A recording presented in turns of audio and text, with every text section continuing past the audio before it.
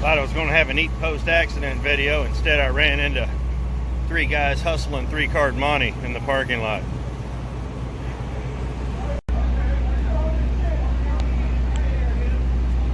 I guess they decided to hustle on the other side of my truck. Whoever that guy is there, he's getting ripped off.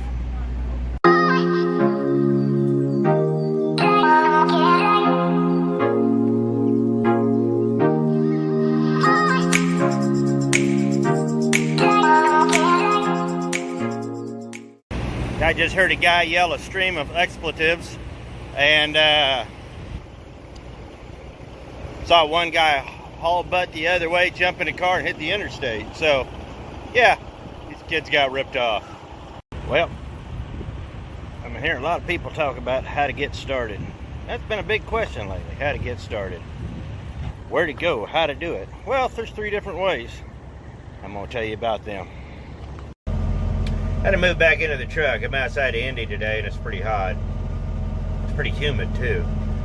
So, what are the 3 ways? Well, first way is you can sign a contract with the company, a mega company, get your, work for a year, get your license, move on, whatever. So a lot of people are doing. The other one is you go to school and you try to find a job after that. And the third one is you go, you take the course, you pass the test, you borrow a semi from a buddy, and you get your license. That used to be the preferred way, but every one of these ways has their drawback. There is no easy way, so let's get on with the first one. So the first one is getting on with a mega company. This is by far the easiest yet the hardest. It's the easiest. All you gotta do is show up. They pay for your schooling, but there's a commitment. It's usually about a year, and you're gonna have to put up with a lot of crap over that year. It's gonna suck. For most people it does. There's a lot of people that don't make it out. But you have to hold out, because if you don't make it that year, those guys will charge you that money and destroy your credit. But you got a job. And that's the payoff. You're working. And you're working towards something. And this by far these days is probably the easiest yet worst way to do it.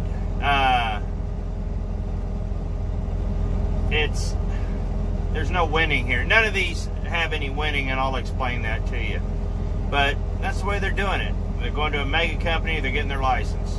So, what happens when you go to college? Back in the late 90s, early 2000s, the mega companies started to pop.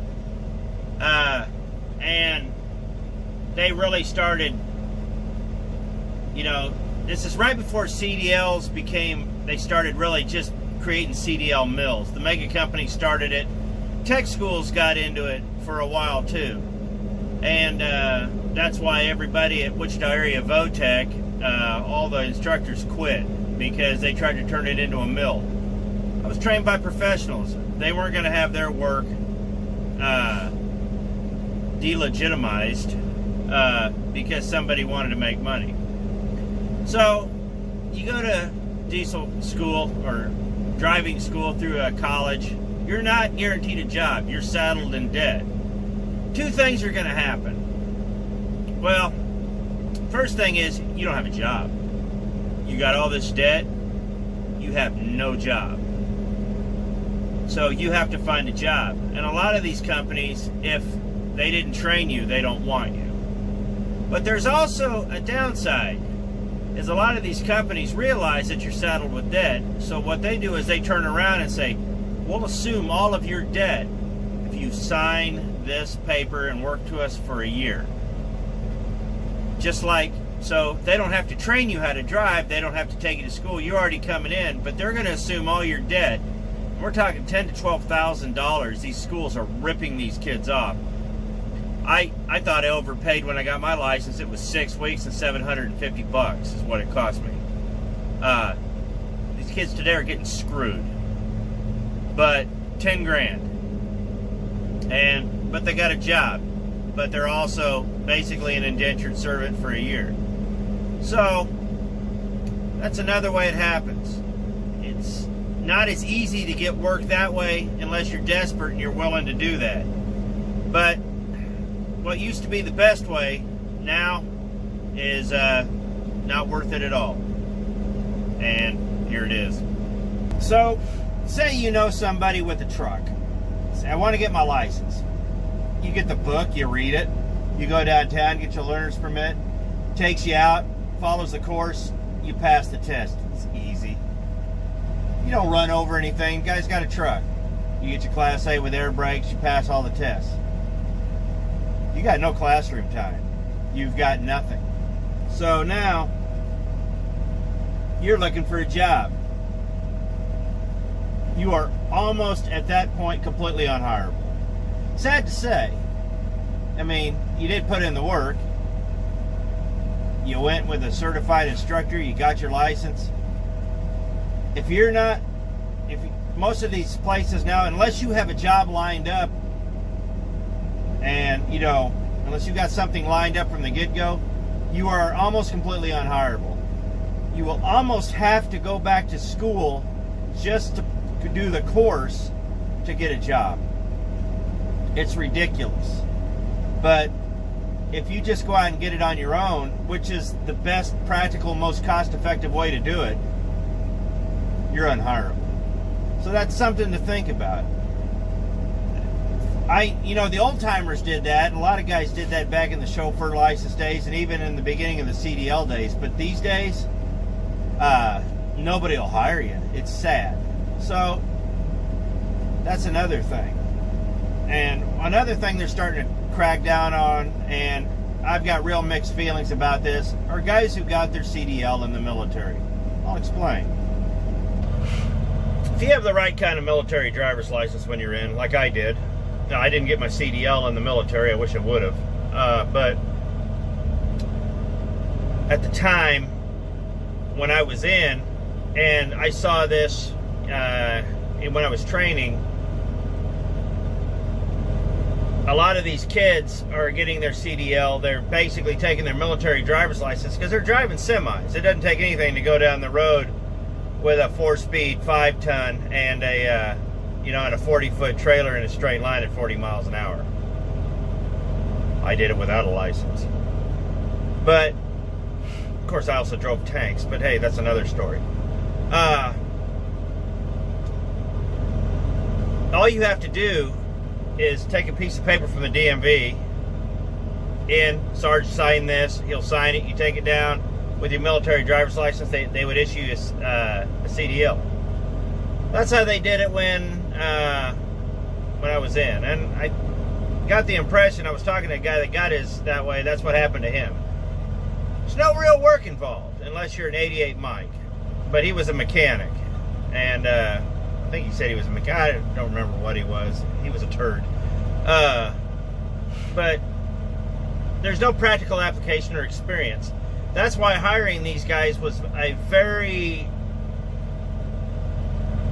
it scared me. And I finally got to the point where I was like, we need to reevaluate hiring veterans who come in with a military driver's license. I hated saying that because these guys were dangerous. And one of the most dangerous students I ever had was one of these kids.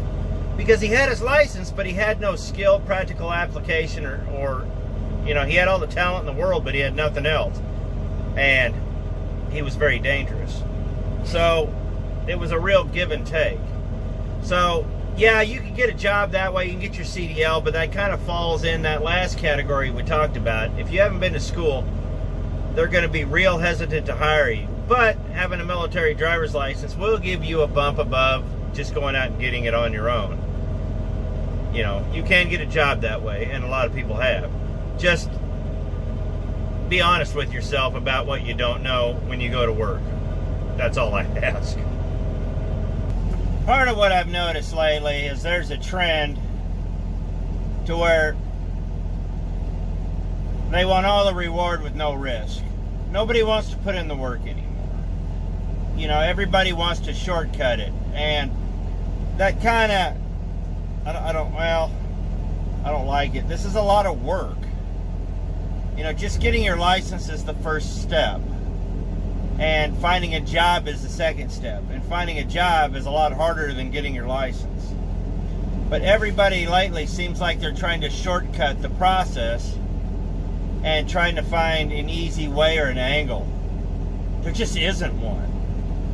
I guarantee you, if you find an angle or an easy way, you're going to pay for it on the back end. You're going to. That's just the way it is. So, what do you do and where do you go? Well, you have to decide. If this is what you want to do, you have to decide what path you want to take. And let me be very frank. Of these 4 paths, they all suck. So what are you going to do? Well, this is a question only you can answer. I can't answer that. I'm just telling you what I know from experience. Am I right? Mostly. Am I going to be wrong about some things? Yeah, probably. But from what I've seen, this is what I've observed. You have to figure out what you can afford, what you can do. Are you willing to put in the work? Are you willing to put in the commitment? Are you just willing? It's a lot of money. It's a lot of commitment. It's gonna, if you do it 2 of the 4 ways, you're gonna be tied to this thing for a year. Flat out a year. So, are you willing to do that? Now, I'll tell you this, if you don't last out your commitment and you decide this is not for you and you quit before your contract is up, there's some companies out there, they'll blackball you. You'll never drive anywhere again. Some of these companies, they'll turn you into credit companies. They'll destroy your DAC, they'll destroy your credit. They will. It's a very serious thing. They want their money. And these guys, they don't play. So, what do? You know? You sign a contract, regardless of what's going on, you kind of got to serve it. You know? But, like I said, there's no shortcut. If you can figure out how to do it, or you got something lined up to where you can go to work and you're not going to have a commitment like that, you're just going to go to work like normal, awesome. Get a year or 2 under your belt, you'll be able to go anywhere. But that first year is going to be a doozy. Just really research what you want to do, try it out, watch everything, do your homework, and when you get your job, be ready to do the work. It's not an option, it's work. So, I hope whatever you decide, you're a success at. Remember, just because you sign a contract doesn't mean it's forever. Your first year is going to suck. I made videos about this. So, I appreciate it. Thanks for watching. When we started off this video with the 3-card Monte scene, I got the rest of it on the back. The guy come running past me, hit his car and boogied on out. So it was I heard a loud ruckus. I know somebody got robbed. I called it. So, yeah. Oh well. I appreciate it. Thanks for watching. See you next video. I guess they decided to hustle on the other side of my truck. Whoever that guy is there, he's getting ripped off.